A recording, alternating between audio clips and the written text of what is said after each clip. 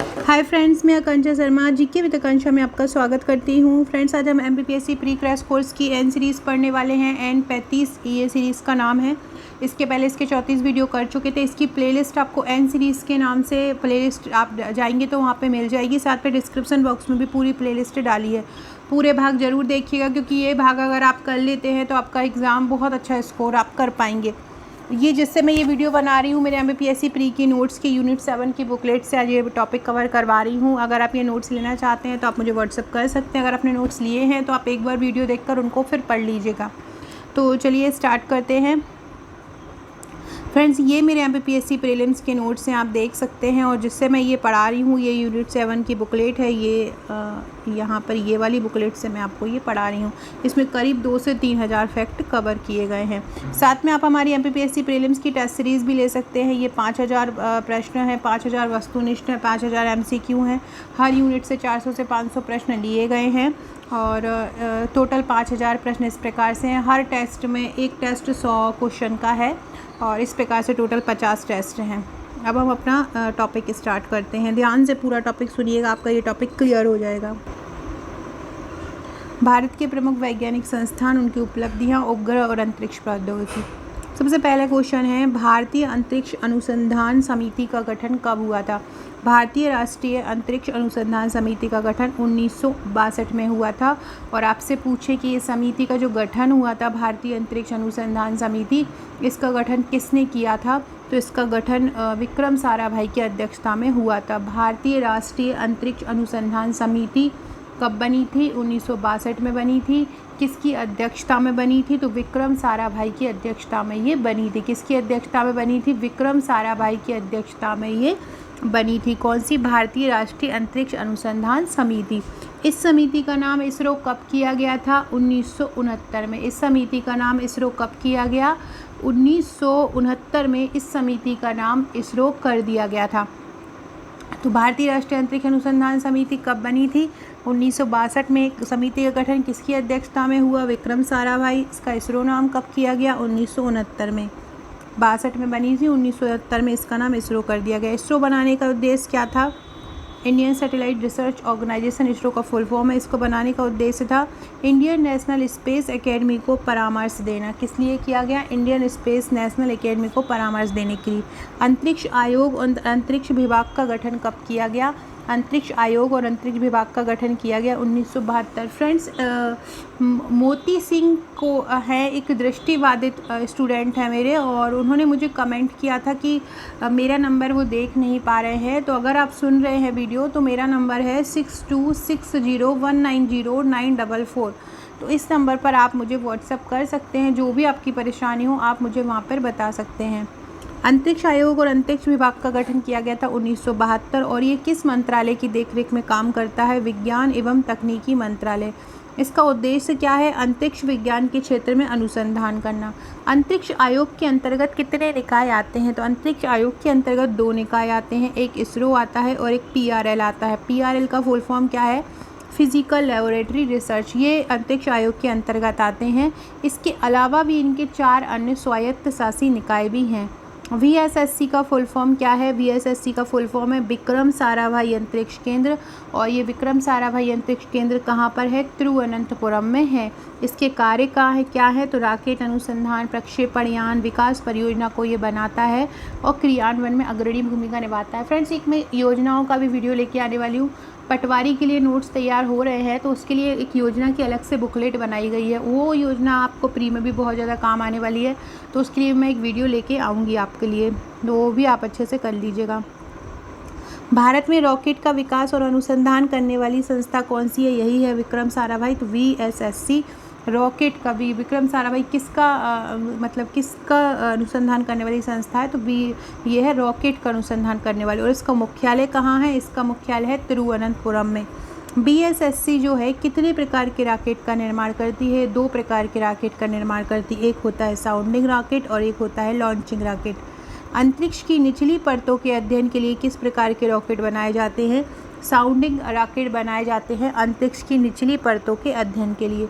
Sounding rocket किस कार्य में उपयोग होते हैं? तो पृथ्वी के पारिस्थितिकी के अध्ययन में साउंडिंग रॉकेट का उपयोग होता है। उपग्रह को निर्धारित कक्षा में स्थापित करने किस प्रकार के रॉकेट का उपयोग होता है?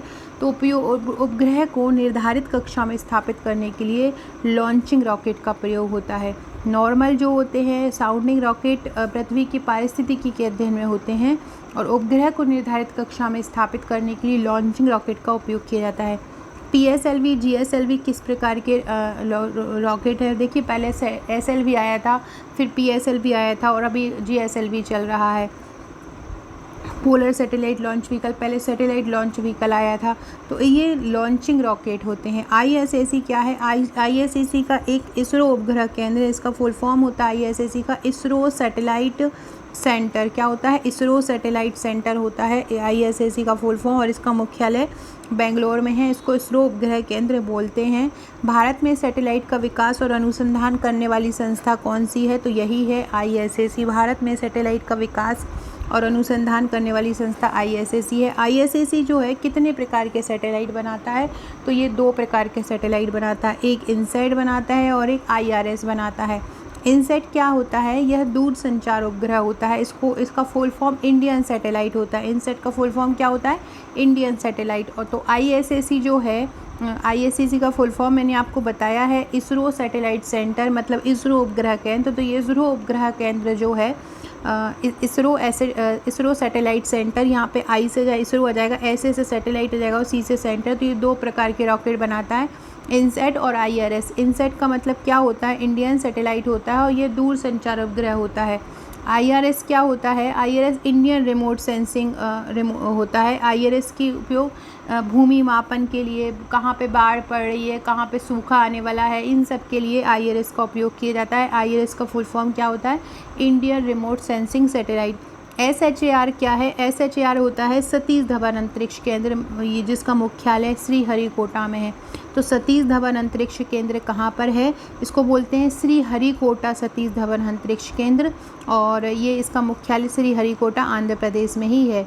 SHAR जो है, SHAR वही सतीश धवन अंतरिक्ष केंद्र कितने प्रकार के उपग्रह को कक्षा में स्थापित करता है? तो यह 2 प्रकार के उपग्रह को करता है। वहाँ हमने पढ़ा था ISSC जो है अंतरिक्ष उपग्रह केंद्र, वो भी 2 प्रकार के को करता था। तो और ये भी 2 प्रकार के करता है। ये कौन कौन से करता है? ये भूस्थैतिक और ध्रुवीय उपग्रह को करता है।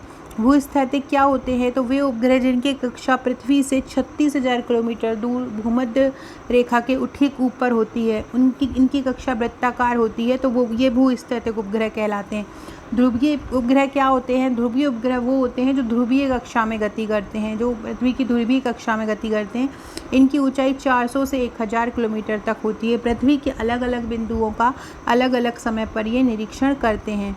CPSC क्या होता है? CPSC को द्रव प्रणोदक केंद्र बोलते हैं। CPSC क्या होता है? द्रव प्रणोदक केंद्र होता है।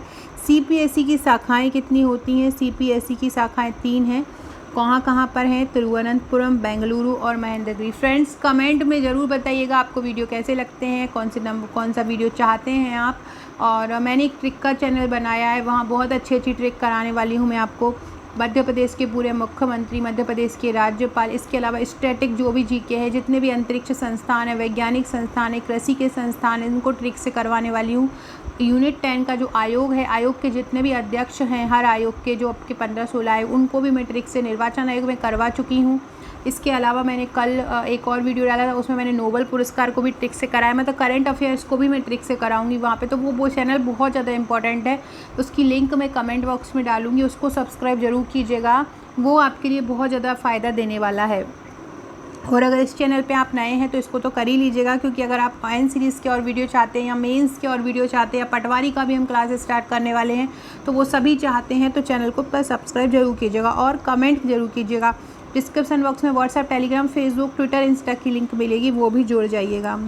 द्रव प्रणोदक केंद्र में क्या कार्य होता है? द्रव प्रणोदक केंद्र में इंजनों का परीक्षण होता है। इसरो के जो उपग्रह प्रक्षेपण यान और उपग्रह के लिए द्रव ईंधन से चलने वाले इंजनों के डिज़ाइन और विकास आपूर्ति के लिए ये कार्यरत होता है। IISU क्या होता है? IISU को बोलते हैं इसरो जड़त्व प्रणाली इकाई। IISU क्या कहलाता है? इसरो जड़त्व प्रणाली इकाई कहलाता है। और इसका मुख्यालय कहाँ है? इसका मुख्यालय है तिरुवनंतपुरम में।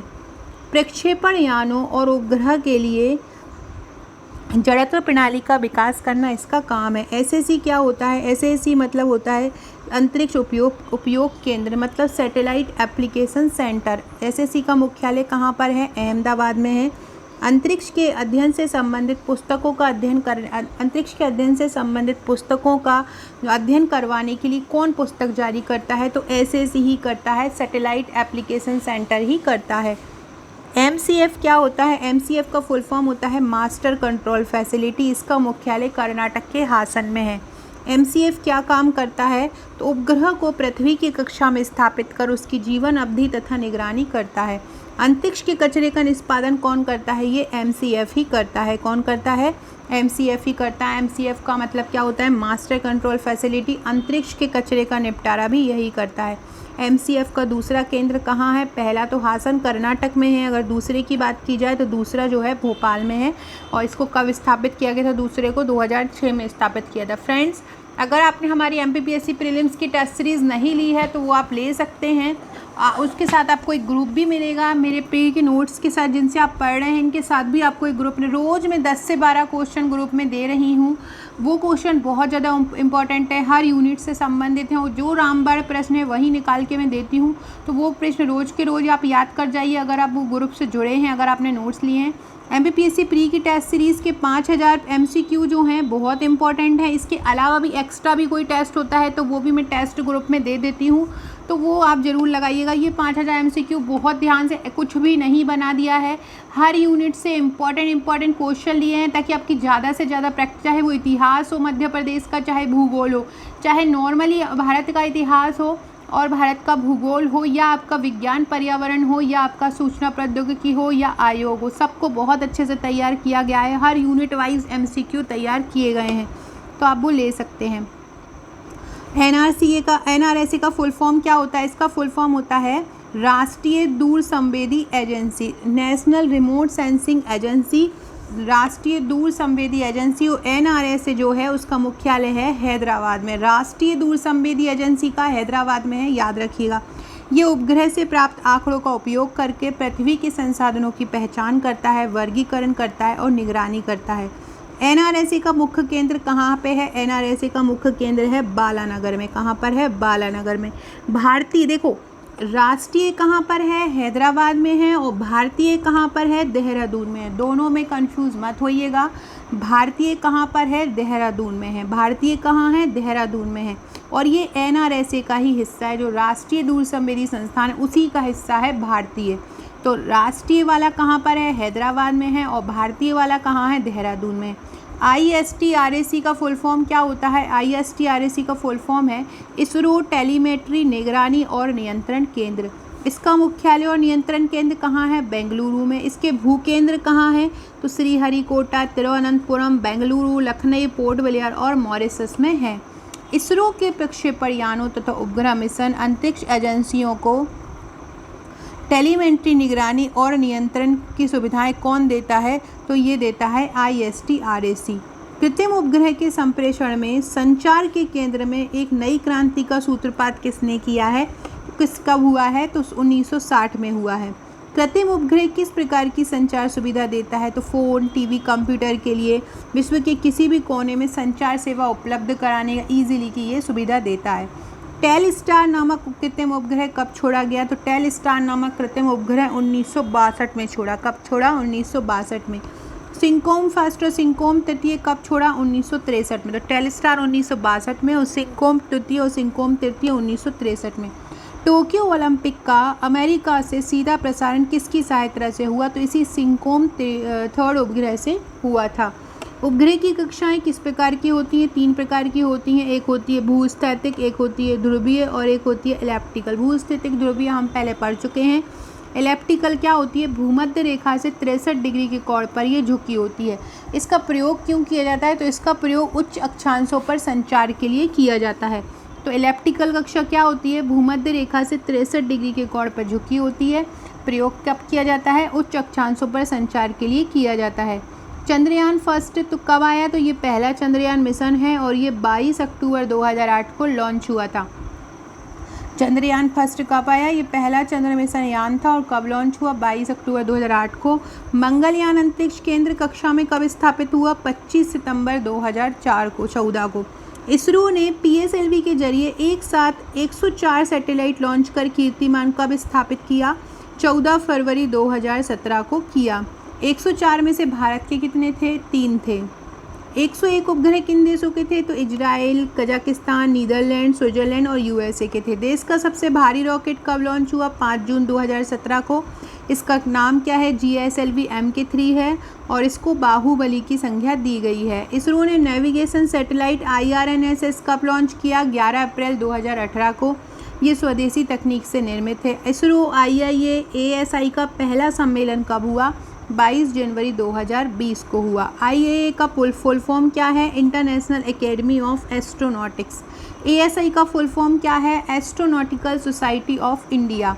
22 जनवरी को हुए सम्मेलन की विशेषता क्या थी? कि इसके द्वारा मानव युक्त गगनयान मिशन के लिए एक अर्धमानवीय महिला रोबोट व्योममित्र को लाया गया।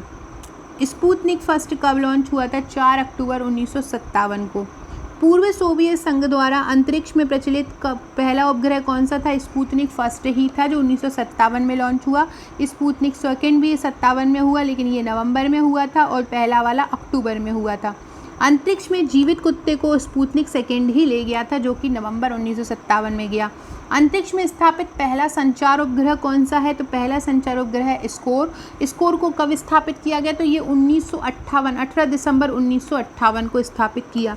लूना 3 क्या है? तो लूना 3 पहला अंतरिक्ष यान है जिसने चंद्रमा के उस पृष्ठ के चित्र भेजे जो पृथ्वी से दिखाई नहीं देते हैं।